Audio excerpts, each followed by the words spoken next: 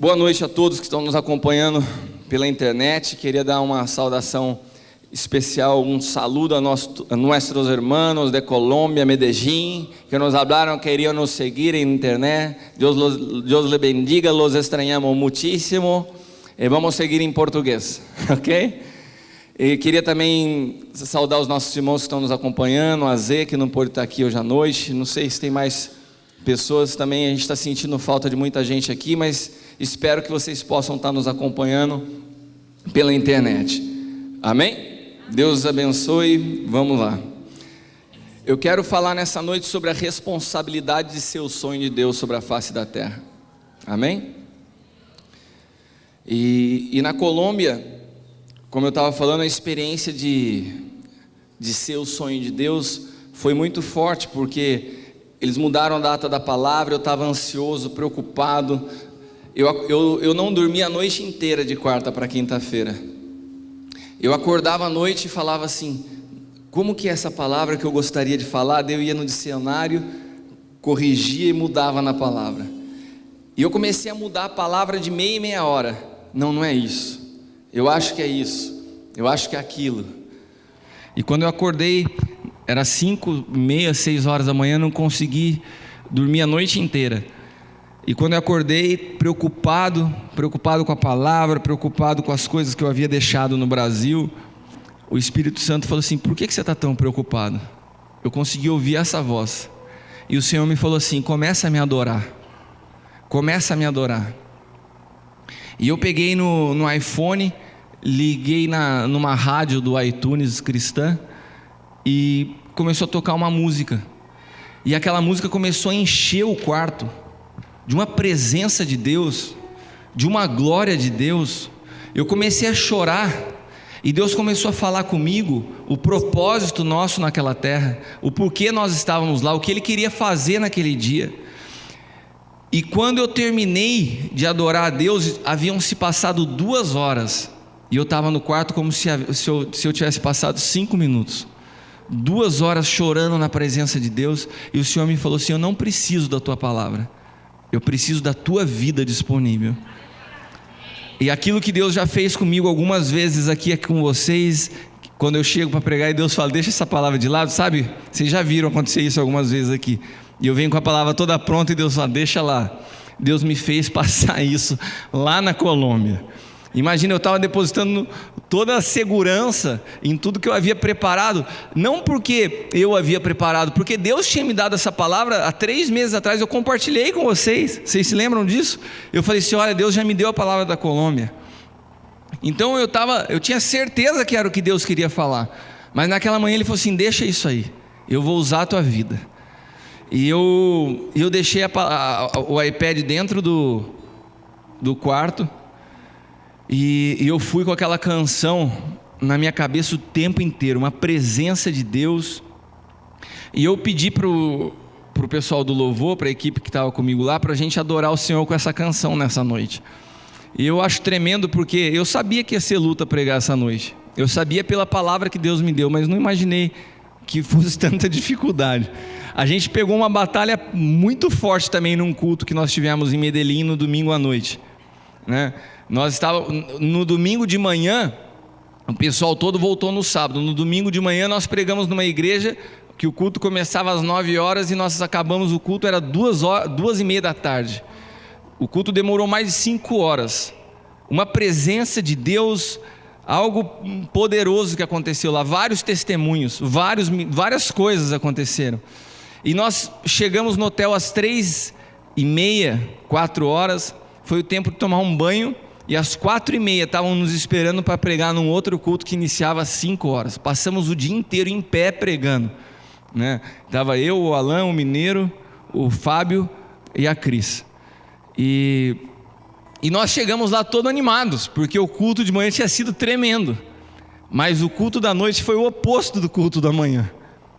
E você sabe como nós conseguimos romper a atmosfera daquela igreja que estava localizada no ponto onde Pablo Escobar selecionava os seus homens de confiança, um bairro super tranquilo, né? É um bairro onde foi marcado a história pelo tráfico e um espírito de morte violento dentro da igreja, um espírito de morte, um espírito de opressão. E quando a gente chegou lá, simplesmente eu pedi licença e pedi para que toda a equipe do louvor descesse, e nós começamos a guerrear naquele lugar, e guerrear naquele lugar, e guerrear naquele lugar, até que a presença de Deus começasse a envolver e tomar a atmosfera para que a palavra pudesse ser liberada. Então eu tenho percebido que Deus nos tem forjado como homens e mulheres de guerra. Deus tem nos preparado para produzir uma transformação. Não porque haja algo de especial em nós, né?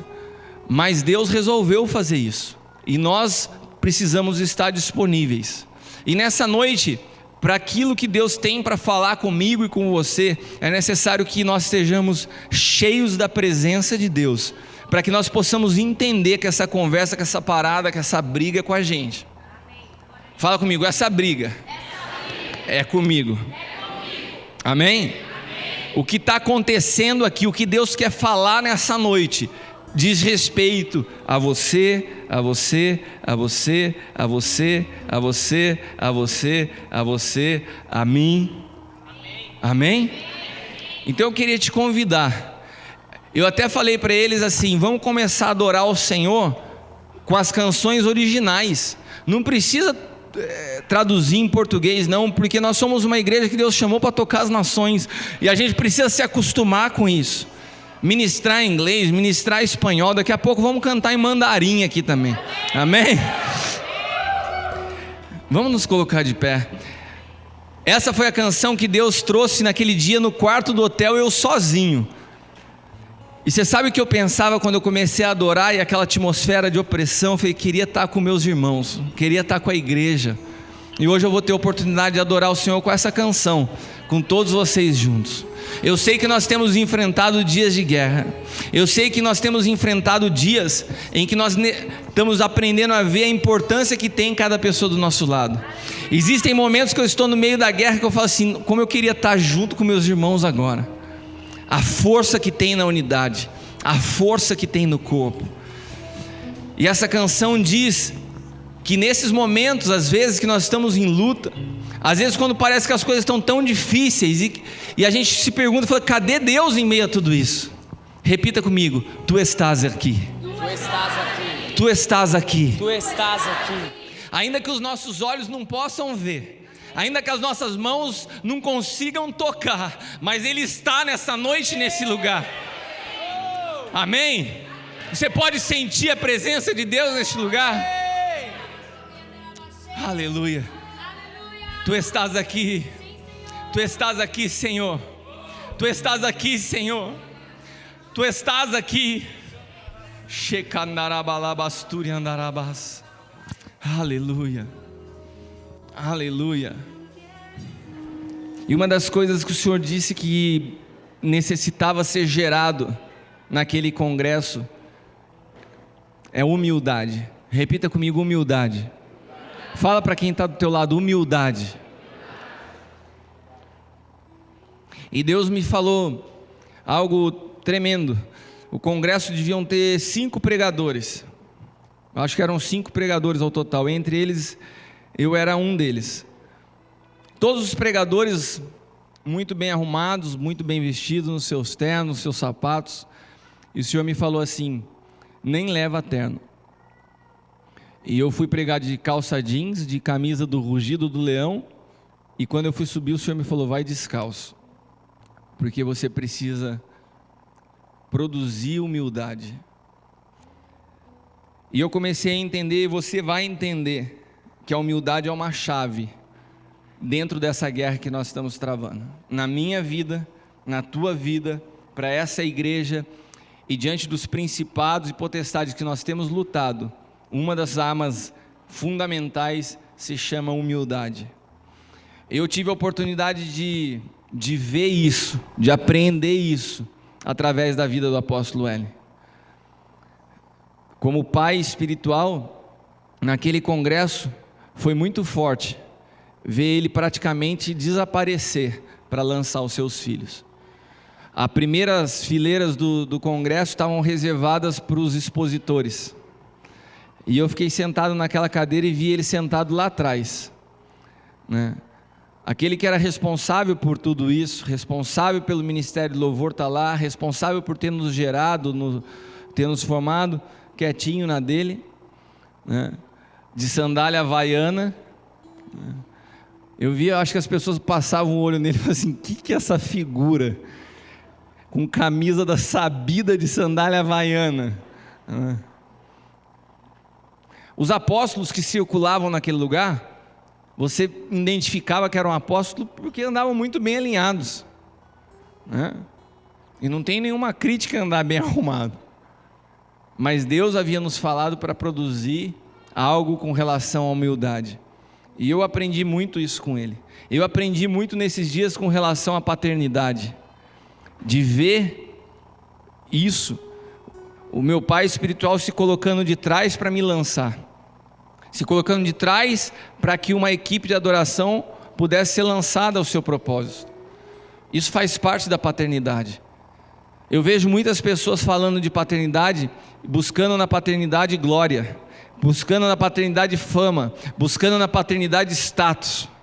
Fulano de tal é meu pai espiritual. Ou então, eu já tenho tantos filhos espirituais. A pessoa nem chegou na igreja, você já começa a falar que é pai espiritual. Está aprendendo a ser filho, já quer ser pai. Paternidade não é assim, meu amado. Paternidade exige de nós humildade, entender os momentos que nós temos que desaparecer para que os nossos filhos possam ir além, possam ser maiores. Outra das áreas que Deus falou muito forte conosco foi a própria adoração. A adoração, o poder da adoração genuína, o poder de uma adoração sincera, o poder de você produzir algo que venha do teu íntimo, do teu interior. E eu ministrei com a equipe de adoração hoje, antes de começar o culto, falei: a hora que a gente perder isso, acabou a adoração. A hora que você achar que simplesmente sair pulando e correndo, você vai estar agradando a Deus, acabou a adoração. Não que haja algo de errado, pelo contrário, eu sou um dos que mais pulam, porque eu adoro estar na presença de Deus. Mas você tem que sempre olhar o teu coração e ver qual a tua motivação. É festa por festa, ou você está celebrando ao Senhor dos Senhores? A adoração é uma chave poderosa. Ela rompe cadeias de religião, ela rompe estruturas, ela produz vida, ela produz unidade.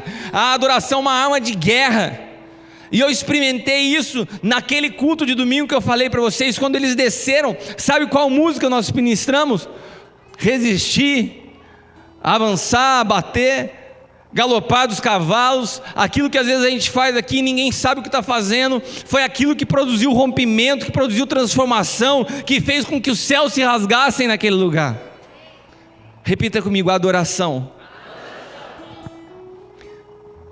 Outra coisa que me impressionou foi a unidade de um corpo. A gente tem visto muitos testemunhos esses dias sobre isso. Ontem, depois do casamento, eu falava com a pastora Zilda e ela falou para mim assim: o que mais me impressiona, ela está lá atrás, é eu viver o que eu estou vivendo como corpo. A Stephanie teve o casamento que teve porque faz parte de um corpo. O Walter falou assim: me impressiona fazer parte desse corpo, porque eu vi que eu não estou lutando sozinho. E essa unidade me impressionou muito. Todo momento que nós estávamos lá, não aparecia a figura de uma pessoa. O ministério de louvor não ficou conhecido pela figura de uma pessoa. Éramos um corpo. Quando se referiam a nós, eram os brasileiros na Colômbia. Não era o nome do ministro fulano de tal, não era apóstolo fulano de tal, não era o líder do louvor fulano de tal, eram os brasileiros que estavam produzindo algo diferente naquele lugar. Sabe por quê? Porque o que vai produzir transformação nessa geração, o que vai transformar o mundo nessa época que nós estamos vivendo, não é o nome de uma pessoa, é uma igreja que sabe ser esposa. Por isso, o simbolismo no casamento em que a mulher tem que ser submissa ao marido, porque a esposa, nós não somos mais noiva, nós já somos esposa, temos intimidade com o Senhor. E uma esposa que não sabe se submeter ao seu marido não consegue manifestar a glória desse marido. Se nós não soubermos nos submeter ao Senhor, nós jamais conseguiremos manifestar a sua glória sobre a face da terra. E não tem como manifestar a glória de Deus se você quiser dividir a glória dele com você. Que o teu nome apareça, que você cresça, que a tua imagem seja conhecida.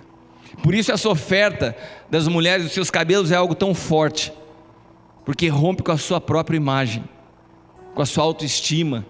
Ai, estou me sentindo bem. Não, eu quero que ele se sinta bem. É sempre ele, é tudo para ele, por meio dele. Glória, pois, a ele, eternamente. Aleluia.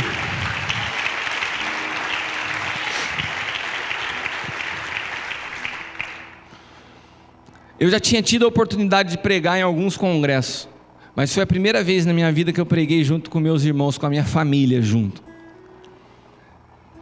E foi impressionante a hora que eu cheguei naquele lugar e vi a equipe de adoração ministrando, o que eu senti. Todos os ministros naquele congresso foram apresentados pelo apóstolo Álvaro Robles antes de subirem ao púlpito, ao altar. Eu fui o único que não fui apresentado, porque o pessoal estava adorando. Eu falei, deixa eu entrar no meio. Eu peguei o microfone, comecei a adorar junto com eles e peguei a palavra. Eu entrei e saí sem ser apresentado. E algo de profético tinha nisso. Eu não fui levar para aquela nação o meu nome, eu fui levar para aquela nação uma palavra dada pelo meu pai. E eu não estava preocupado se o meu nome ia ser apresentado ou falado. E assim deve ser a base da nossa vida. Nos teus negócios, na tua empresa, nos teus relacionamentos, na tua escola, na faculdade, você tem que romper com essa necessidade de aparecer, do seu nome ser conhecido, e deixar que o Senhor se manifeste através da sua vida. Esse exemplo foi o que o Senhor Jesus nos deu. Se despojou de toda a sua glória, se humilhou até tomar a forma de homem, e foi obediente até a morte, e morte de cruz. Repita comigo: obediência é cega, surda e muda. Quando nós começamos a ter questionamentos, nós vamos roubando o espaço de Deus. Deus me mostrou nesses dias, antes de ministrar essa palavra, o que é ser o sonho de Deus. A gente não faz parte de uma igreja, a gente não faz parte de uma denominação, a gente não faz parte de uma placa. Ser o sonho de Deus foi mais do que dar um nome a uma igreja. Ser sonho de Deus foi um projeto que Deus tinha para esse tempo, para essa geração, e você faz parte disso. E Deus me mostrou a responsabilidade do que é ser sonho de Deus. Sabe o que aconteceu? Eu conversava com a Camila quando nós estávamos lá. Deus construiu uma história nas nossas vidas. Uma história foi produzida ao longo dos anos.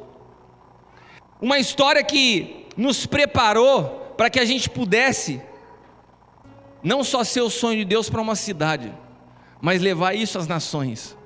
Uma história que tem alguns capítulos maravilhosos. Uma história que tem algo lindo a ser ensinado não só a uma cidade, mas ser ensinado ao mundo. Quando nós falamos do sonho de Deus, nós falamos de mulheres que tiveram a disposição de romper com a sua imagem.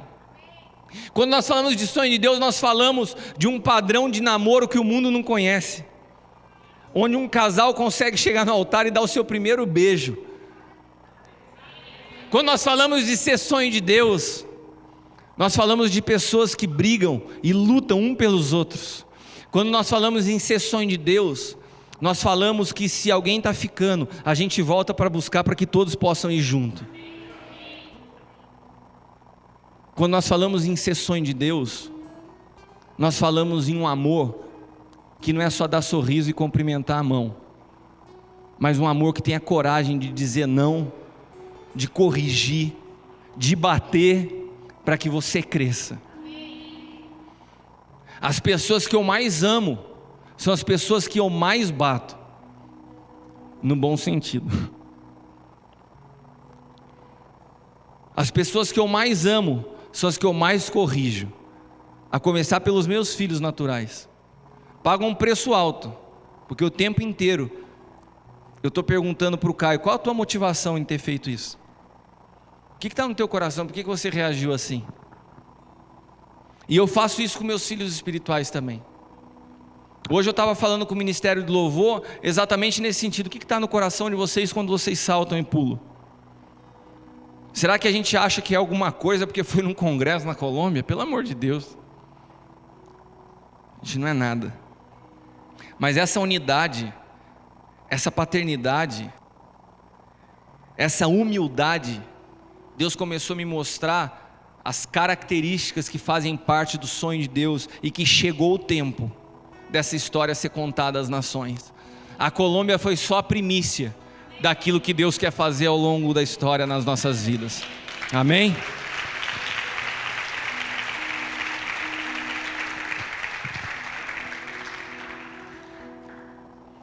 Até então Deus havia me mostrado parte da revelação, até aqui. E então nessa noite, de ontem para hoje, depois do casamento da Stephanie, da adoração de madrugada, a gente cheio da presença de Deus, eu cheguei na minha casa muito cansado. Acho que só vocês estavam num pique, estavam animados, mas eu estava muito cansado, e eu tinha que acordar. O meu relógio de oração é 6 horas da manhã, e quando eu acordei, eu me dei conta que eu tinha tido um sonho horrível, um sonho horroroso, um sonho triste, que me machucou, que mexeu comigo, e eu confesso que até agora, quando eu lembro desse sonho, me dá um negócio ruim dentro de mim. Na hora do almoço, eu conversei com o apóstolo Hélio e eu ainda não estava legal, e quando eu acordei, Deus me falou assim: eu quero te dar a oportunidade de entender que esse sonho de Deus vai além de produzir algo, tem a parte da responsabilidade do que é ser o sonho de Deus. E Deus me mostrou com clareza que essa história de ser sonho de Deus é ser um dia aquilo que uma conversa que aconteceu no céu, onde Deus se referia a Jó como alguém que ele sentia orgulho de falar. Deus me falou assim: eu vejo vocês como Jó para essa geração. E o dia que Deus está num diálogo no mundo do Espírito, e Satanás chega diante dele, ele fala assim: o que você está fazendo aqui? Ele fala assim: eu venho de cirandar a terra. Você veio de cirandar a terra? Você observou o meu servo Jó? Você viu o meu servo Jó? Deus se enchia de alegria, ele se enchia de orgulho, para falar assim: você viu meu servo Jó? Vê se você acha alguma coisa nele de errado. Deus falou com o próprio Satanás, desafiando ele, falou assim: tem alguém como Jó sobre a face da terra?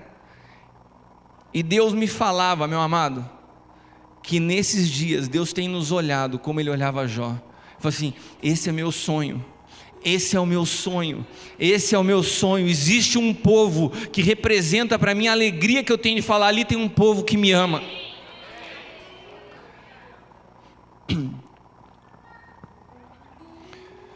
Só que para eu entender isso, Deus me deu um sonho muito triste. Eu sonhei que nós estávamos num retiro, e eu via a figura de um homem, de um marido, se deitado no chão do retiro. Haviam vários colchões, e ele estava deitado no chão nesse retiro, num colchão, na hora de dormir à noite. E do lado dele estava a sua esposa, e do lado da sua esposa havia outro homem, também da igreja. Então havia o marido, a esposa e uma outra pessoa da igreja. E de repente Deus me fez sentir o que aquele homem sentia, porque aquela esposa, no meio da noite naquele lugar, começava a ter relação com o marido, relações íntimas com o marido. E enquanto o marido se alegrava, estava tudo bem, de repente o marido virava, ela começava a ter relação com outro cara que estava do lado dela. E Deus me fez sentir o que aquele homem sentia. E os dois, enquanto o marido dormia, riam um para o outro. Tipo assim: a gente está fazendo isso aqui, ele está aqui do lado e não está vendo. E era um retiro da igreja. E eu acordei com tanta raiva. E era o período da minha oração, às 6 horas da manhã. Eu não conseguia orar de tanta raiva que eu sentia. Eu falei: Deus, o que é isso? Isso é da minha cabeça? É o diabo que está roubando a minha paz? E eu abri a palavra em Jó capítulo 7. que fala assim, no meio das tribulações de Jó, Jó falava assim: Senhor, será que já não basta tudo que eu estou passando? Quando eu me deito na cama para dormir, o Senhor ainda me traz esse tipo de sonho? E eu falei, uau, então isso é o Senhor falando comigo? Ele falou assim, é assim que eu me sinto, porque vocês brincam de ser minha esposa, mas se adulteram diante dos meus olhos, e dão risada de mim. Eu falei, Senhor, agora eu consigo sentir o que o Senhor sente, porque Deus me deu a oportunidade de ter o sonho e me sentir como aquele marido. Quantos de nós temos brincado de falar que amamos a Deus? Quantos de nós temos brincado de falar que entregamos a nossa vida ao Senhor e que Ele é o nosso esposo, que nós amamos, que nós nos entregamos a Ele, que nós somos fiéis a Ele, mas temos cometido um tipo de adultério que para Ele é algo angustiante, triste, doloroso.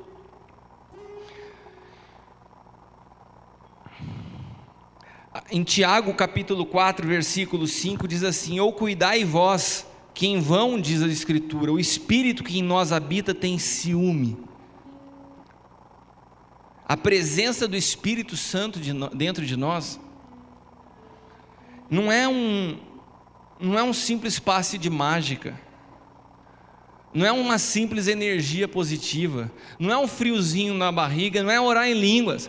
A presença do Espírito Santo dentro de nós é uma aliança, é um pacto entre Deus e os homens, feito com um preço de sangue.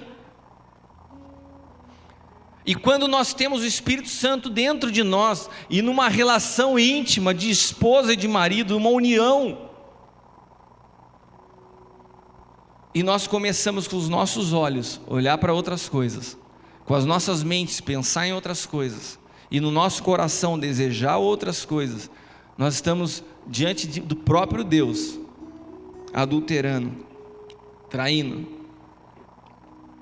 E Deus me levou a Ezequiel 16, queria que você abrisse a sua Bíblia, Ezequiel 16, versículos do 8 ao 13. Eu vou ler bastante trecho hoje da Bíblia, porque tudo que Deus me falou está na palavra. E se você puder me acompanhar, Ezequiel 16, do 8 ao 13. E passando eu junto de ti, te vi, e eis que o tempo era tempo de amores. Estendi sobre ti a aba do meu manto, eu cobri a tua nudez, te dei juramento, entrei em aliança contigo, diz o Senhor Deus, e tu ficaste sendo minha. Alguém aqui teve a experiência de Deus ter te resgatado e ter feito isso com você? Amém? Então te lavei com água, te enxuguei do teu sangue, te ungi com óleo, te vesti com roupas bordadas, te calcei com pele de texugo, te cingi com linho fino, te cobri com seda, te enfeitei com adornos, te pus braceletes nas mãos e um colar ao redor do teu pescoço, te pus um pendente na testa, brinco nas orelhas, uma coroa de glória na cabeça, e assim foste ornada de ouro e prata, e o teu vestido de linho fino e de seda e de bordados. Nutriste de flor de farinha, mel e azeite, e foste formosa em extremo, e foste próspera, até chegares à realeza. Quantos aqui são reis e sacerdotes? Deus nos resgatou e fez cada uma dessas coisas conosco.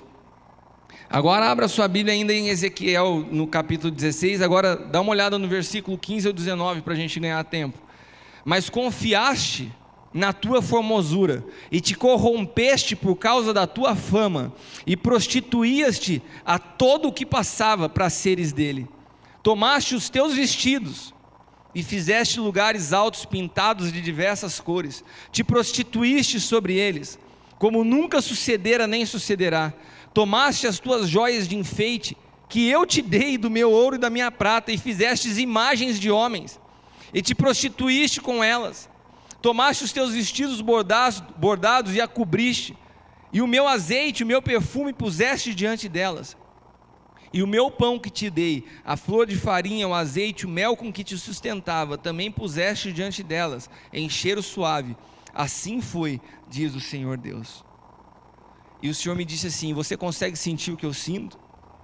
todas as vezes que nós vemos pessoas divididas entre Deus e a religião. Pessoas que vêm aqui à igreja, são transformadas, recebem o pão, a farinha, que está escrito, o alimento, o azeite, a água que purifica, liberta do teu pecado, mas insiste em voltar para as velhas práticas da religião. Insiste em voltar para o seu histórico religioso. Está aqui com Deus, mas está se deitando e se prostituindo do lado. Que começa a brincar de ser santo, e aqui está cheio de santidade, mas saiu, está em pecado. E julga as pessoas que estão sentadas ao seu lado e que te dizem ser irmãs. Julgam os líderes, abrem suas bocas para fazer fofoca. Sabe o que é isso? É prostituição espiritual. Daqueles que você recebe alimento, são aqueles que você muitas vezes abre a sua boca para criticar. Pessoas que estão divididas entre o reino de Deus e a vontade pessoal. Quando você se divide entre o reino de Deus e a sua vontade, você está em adultério. Porque a palavra de Deus diz: buscar em primeiro lugar o reino de Deus e a sua justiça, e todas as outras coisas serão acrescentadas. Mas nós não, nós queremos o reino de Deus onde a nossa vontade é prioridade, onde a nossa imagem é prioridade.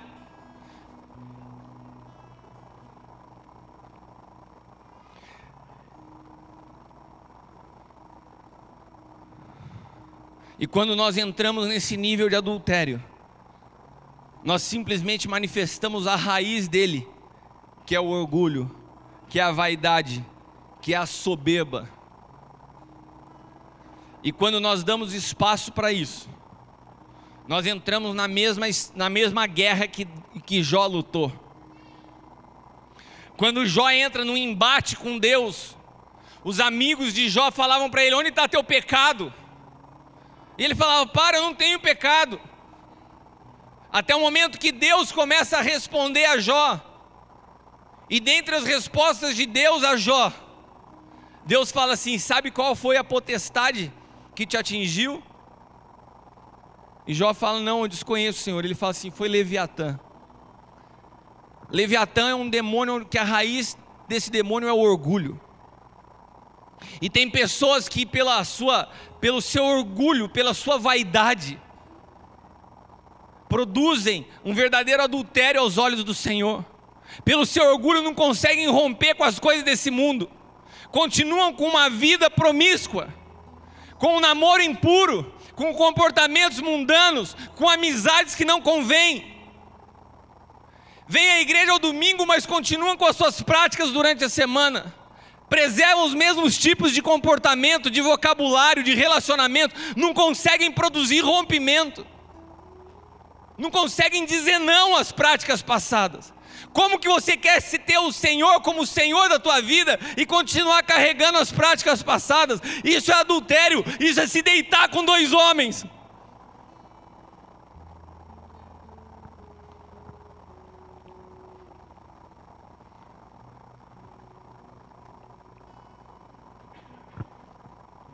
Quando Deus fala com Jó, ele fala assim: você consegue pescar com o anzol o Leviatã? Ou prender sua língua como uma corda? Consegue fazer passar o cordão pelo seu nariz ou atravessar seu queixo com um gancho? Pensa que ele vai lhe implorar misericórdia e vai lhe falar palavras amáveis? Se vocês quiserem acompanhar, está em Jó 41, do 1 ao 34. Deus começa a explicar como age esse principado, essa potestade na vida de Jó.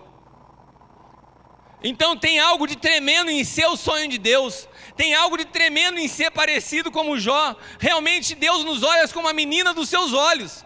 Ele nos olha com orgulho, com paixão, com alegria. Porque tem algo em nós que agrada a Ele. Mas nós precisamos cuidar nessa noite desse espírito que Jó teve que lutar com ele, e que Deus me falava: as lutas que vocês estão travando nesses dias é com esse espírito de Leviatã. A raiz dele é o orgulho, e o orgulho produz a vaidade, essa soberba, esse se achar muito, é o que produz o adultério. E ele começa e continua, acha que vai fazer acordo com você para que você tenha como escravo pelo resto da vida. Acaso você consegue fazer dele um bichinho de estimação, como se fosse um passarinho, ou pôr-lhe uma coleira nas suas filhas? Ou seja, Deus está falando com Jó, não é você que consegue vencer Leviatã. Assim como Deus está nos falando nessa noite, é eu que vou dar vitória a vocês sobre essa potestade. Existe um princípio básico para vencer esse espírito. Não é um espírito que você põe a mão na cabeça da pessoa e expulsa. É um principado, é uma potestade que se vence através da humildade e da adoração. No final do trecho todo de Jó, eu não quero ler tudo que é muito longo, mas no final do versículo 34 diz assim: nada na terra se equipara a ele, criatura destemida, com desdém olha todos os altivos, reina soberano sobre todos os orgulhosos. Reina soberano sobre todos os orgulhosos. Sabe quando Leviatã tem espaço nessa casa, na nossa vida e na igreja de Cristo sobre a face da terra? Quando existe orgulho, nariz empinado, pessoas que não se deixam ser corrigidas. Quantas pessoas aqui têm relacionamento de amizade, são próximas minhas e não conversam comigo há muito tempo, porque sabem que a sua vida está errada, fingem. Você pode se esconder de mim, mas de Deus você não consegue se esconder. E eu quero te dizer, como profeta nessa noite, você está em adultério espiritual, brincando com Deus, entregando a sua mão, se sujeitando a uma potestade, a um principado. Nós estamos numa guerra, não tem espaço para brincadeira. Jó, nessa brincadeirinha aí, nessa guerra, ele perdeu tudo. Ele perdeu família, ele perdeu seus bens, numa guerra dessa. Se nós somos como Jó para Deus, agradamos a Deus, nós temos que tomar cuidado com esse espírito, e Deus nos adverte isso nessa noite. Não é qualquer guerra que é travada, porque também aquilo que Deus quer produzir não é qualquer coisa através das nossas vidas. Deus quer tocar as nações, levando as nações o projeto do que é ser o sonho de Deus sobre a face da terra. E para isso é necessário nós entendermos que isso não é mérito nosso. O orgulho tem que definitivamente ser vencido nas nossas vidas. Nós não podemos nos sentir melhor do que ninguém. Nós não podemos nos sentir, porque somos o sonho de Deus, melhor do que qualquer ministério. Você está disposto a de fato mudar coisas na sua vida para agradar o Senhor? Você, mulher, está disposta a mudar a maneira que você se veste para honrar a Deus? Você, homem, está disposto a romper com uma mentalidade promíscua para adorar a Deus? Você está disposto a romper com a sua vaidade, com o seu orgulho, para que o Espírito Santo possa ter espaço na tua vida, para que você possa sair de um adultério e ter a restauração de um relacionamento puro com o Senhor? Ontem, quando a Stephanie fez aquela oferta, ela leu uma carta daquilo que Deus havia falado com ela, e Deus havia se mostrado a ela como esse esposo que se sente traída por uma esposa que está fria, por uma esposa que não reconhece mais a voz do seu marido, por uma esposa que está tão preocupada com as suas coisas que deixou de lado o seu esposo. Foi isso que ela falou ontem, foi isso que tão forte e violento foi produzido por ela ontem, porque ela quis demonstrar a Deus o quanto ela amava Ele, o quanto ela era apaixonada por Ele.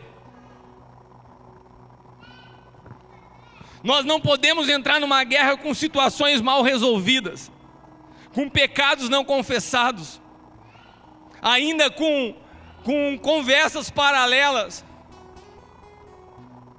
Qual a motivação do teu coração? Se há algo dentro de você que ainda te incomoda nessa casa, confesse hoje. Tem a oportunidade de ser livre hoje. A sorte de Jó mudou depois que ele teve a capacidade de se arrepender. após o rompimento com a vaidade e com o orgulho. Em Jó 42, versículos 5 e 6, ele diz assim: meus ouvidos já tinham ouvido a teu respeito, mas agora os meus olhos te viram. Por isso menosprezo a mim mesmo e me arrependo no pó e na cinza. Me arrependo no pó e na cinza. Sabe quando nós estávamos lá na Colômbia no culto de manhã, Deus me falou assim: pede para o Henrique ministrar. E eu estava no meio da palavra, pregando. Eu falei: Henrique, eu queria que você ministrasse com eles sobre adoração. E daí ele começou a pregar e eu traduzia ele. E a presença de Deus estava tão forte que tinha horas que ele, ao invés de traduzir, eu pregava. Daí ele ficava me olhando assim. Daí eu pregava, daí ele pegava o microfone, ele pregava e eu nunca tinha visto nunca vi um culto com 2 pregadores ao mesmo tempo pregando uma palavra. Foi a primeira vez na minha vida. Eu pregava, daí ele pregava, daí eu entrava e pedia licença ao Henrique. Agora deixa eu falar, cara. E uma presença de Deus. E uma das coisas que o Henrique compartilhou aquele dia é esse reconhecimento de que Deus não faz as coisas na nossa vida pela nossa bondade, pela nossa santidade. Nós somos tão puros, oramos tanto, estamos nas madrugadas orando e adorando, nós somos tão poderosos que vamos produzir a transformação da terra, meu amado. Se você pensa isso, você está completamente enganado. Deus vai produzir sim uma transformação na face da terra. Deus vai nos usar sim, mas não porque nós fazemos alguma coisa. Isso se chama graça. Graça, favor imerecido. Nós não podemos fazer nada que possa produzir algum tipo de merecimento diante de Deus. Sabe, se a gente conseguisse produzir algo pelas nossas forças, eu ia de joelho até Aparecida. Se isso produz alguma coisa. E às vezes a gente acha que a gente rompeu com a religião e traz algumas práticas que a gente acha que vai produzir algo. Não, eu rompi com a atmosfera. Rompeu nada. E a palavra do Henrique foi nesse sentido. E ele leu o livro do profeta Isaías no capítulo 6, versículos 5 e 7. Isaías foi alguém tremendo, foi um profeta messiânico, que conseguiu ter a visão do Cristo 600, 700 anos antes dele vir. Isaías viu exatamente o cordeiro que foi crucificado. Isaías conseguiu ver a figura daquele que foi moído pelas nossas iniquidades. Ele conseguiu ver que o castigo que nos traz a paz estava sobre o Cristo. Ele viu isso. Foi Isaías que disse: seu nome será maravilhoso, conselheiro, Pai da eternidade, Deus poderoso, príncipe da paz. Foi Isaías que viu tudo isso. E sabe quem era Isaías? Você sabe quem era Isaías? Um profeta poderoso? Repita comigo: um pecador de lábios impuros, que habitava num povo de lábios impuros. Esse Isaías viu a glória de Deus. E a Bíblia diz: então gritei, ai de mim. Isaías dizendo: estou perdido porque sou um homem de lábios impuros e vivo no meio de um povo de lábios impuros. E os meus olhos viram o rei. Ele ficou inconformado, ele falou: como que eu vi? Eu sou um pecador. Eu vi o rei, o Senhor dos exércitos. Então um dos serafins voou até mim, e trazendo uma brasa viva que havia tirado do altar com uma tenaz, tocou minha boca e disse: veja, isso tocou os teus lábios, por isso a sua culpa será removida, e o seu pecado será perdoado. Deus primeiro manifestou a glória dele a Isaías, depois perdoou o seu pecado. Você sabe o que quer dizer isso? Que nem o teu pecado atrapalha a manifestação da glória de Deus. Não é porque nós nos purificamos que Deus faz alguma coisa. Se Deus dependesse da minha purificação para agir sobre a face da terra, Ele estava perdido. Mas Ele é Deus, Ele é Senhor. E a gente tem que entender que as coisas são ao contrário, porque Ele é santo e poderoso. eu me santifico. Porque Ele tem uma glória e uma majestade e me ama, eu me santifico. Eu não me santifico para que a glória dEle se manifeste, eu me santifico porque a glória dEle já está aqui. É porque a presença de Deus está aqui que eu sou constrangido a me arrepender dos meus pecados. Não é porque eu arrependo dos meus pecados que eu atraio a glória de Deus. Nós precisamos nessa noite entender isso. Nós precisamos nos arrepender. Nós precisamos nos arrepender dos nossos adultérios, do nosso orgulho, da nossa vaidade, dos nossos julgamentos. Precisamos entender a responsabilidade de ser sonho de Deus.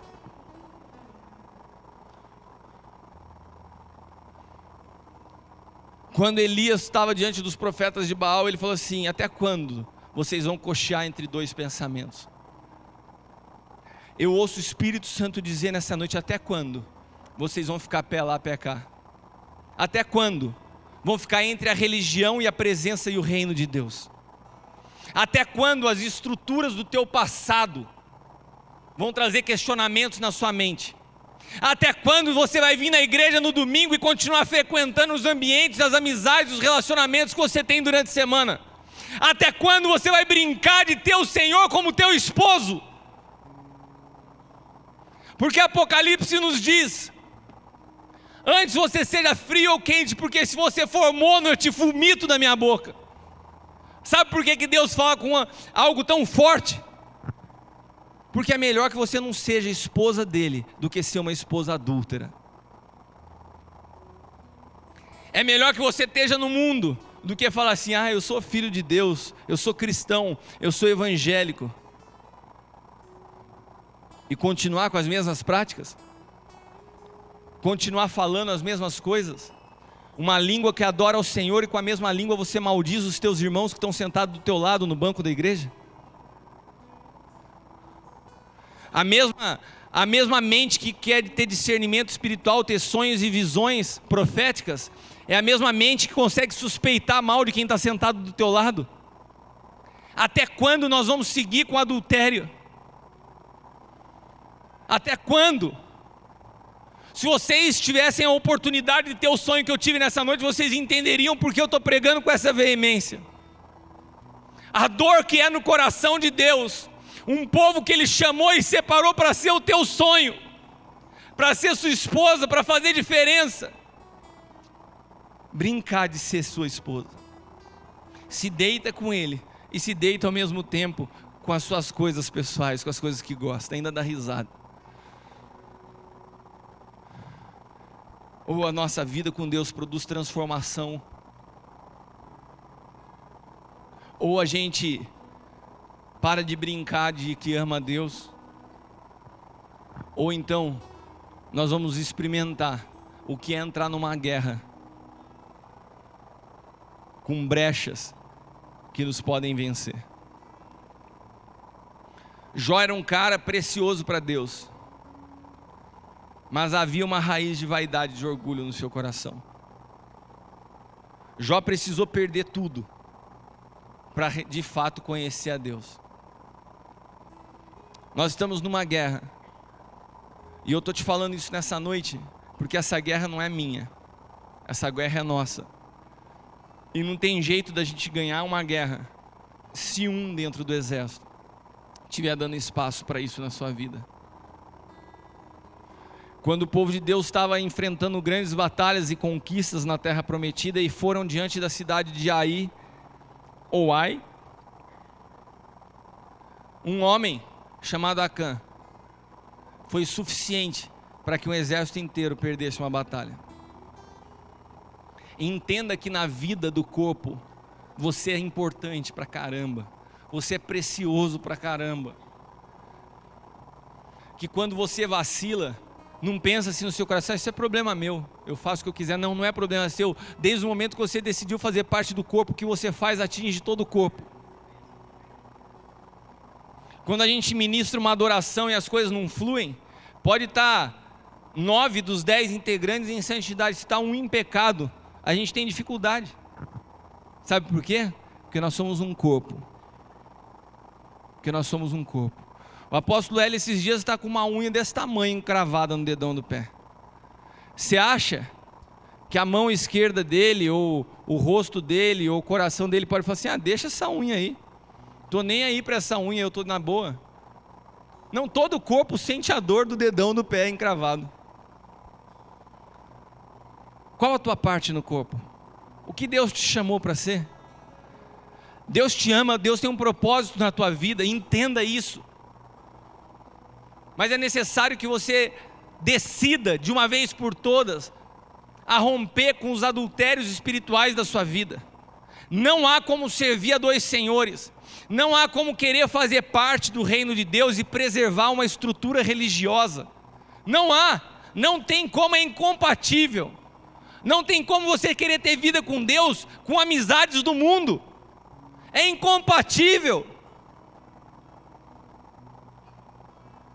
Nessa noite o Senhor nos chama ao arrependimento. Nessa noite o Espírito Santo quer saber se de fato você quer ter um pacto com Ele. O que a Stephanie experimentou ontem não é para ela, não é exclusividade para alguns. Isso tem que ser natural, é para todos nós.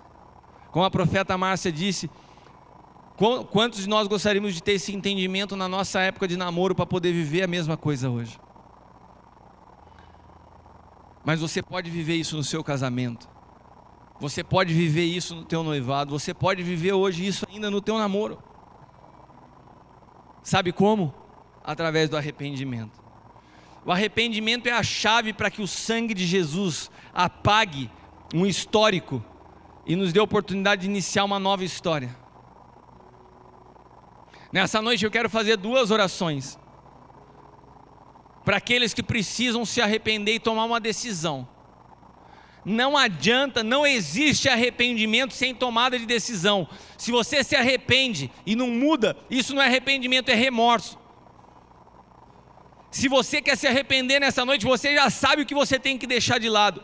Você sabe qual é o teu adultério. Você sabe aquilo que traz conflito no teu coração. Você sabe o que você tenta trazer junto para o reino de Deus. Nessa noite, eu queria te convidar, como sonho de Deus sobre a face da terra, a se consertar. A tua dor faz com que todo o corpo sofra.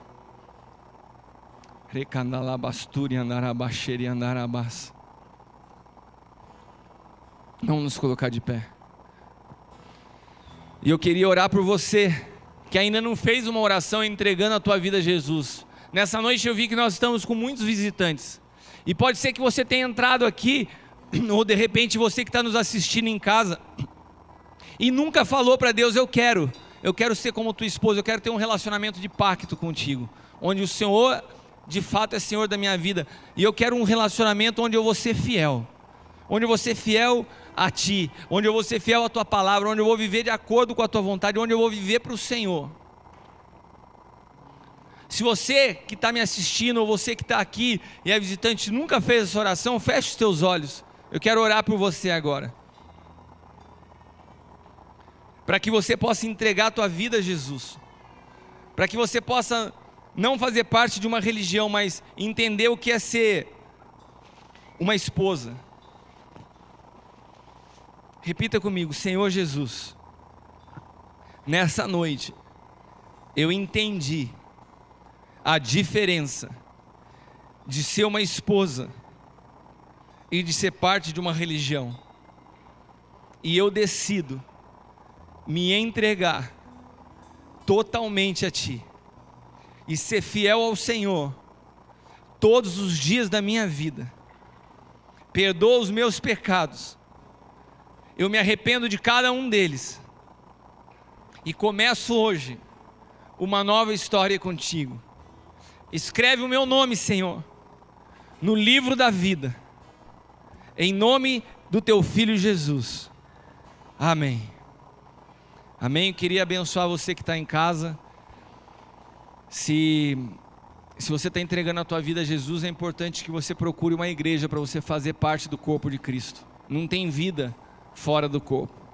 Então você pode ter até aceitado a Jesus na sua casa, mas procure uma igreja. Procure uma igreja para que você possa entender melhor, que você possa ser discipulado, que você possa ser amado, você possa ser ensinado. Deus te abençoe em nome de Jesus.